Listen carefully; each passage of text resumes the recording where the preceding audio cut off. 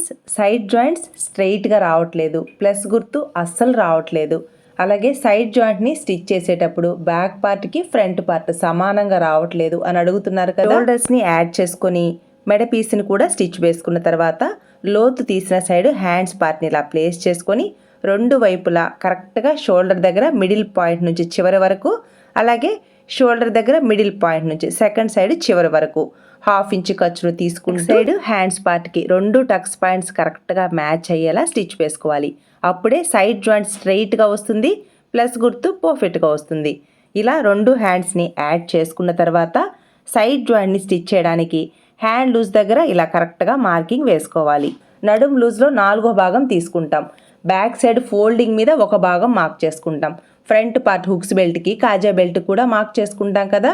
మనం స్టిచ్ చేసేటప్పుడు back part folding side ఎంత అయితే ఖర్చు వస్తుందో అలాగే ఫ్రంట్ పార్ట్ కూడా సేమ్ అదే మెజర్మెంట్ వస్తుంది కదా. చూసారా, ఇలా కరెక్ట్గా వస్తుంది.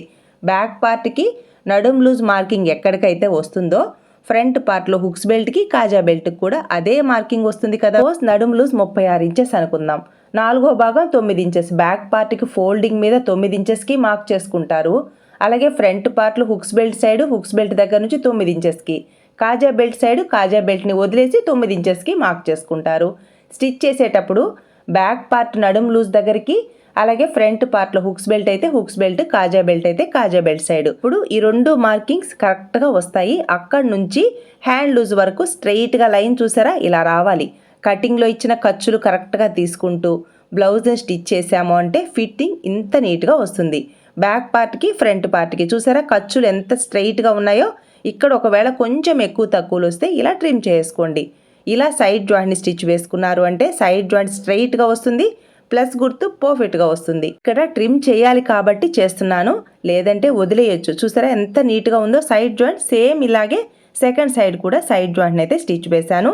సైడ్ జాయింట్ స్టిచ్ చేశాక మనకి ప్లస్ గుర్తు వచ్చిందా లేదా ఒకసారి చెక్ చేద్దాం. చూసారా ఫ్రెండ్స్ ఎంత పర్ఫెక్ట్గా వచ్చిందో. ఫుల్ వీడియో ఛానల్ నేమ్ క్రింద ఉంది, చెక్ చేసుకోండి. లైక్ చేయడం మర్చిపోదు ఫ్రెండ్స్. Please subscribe.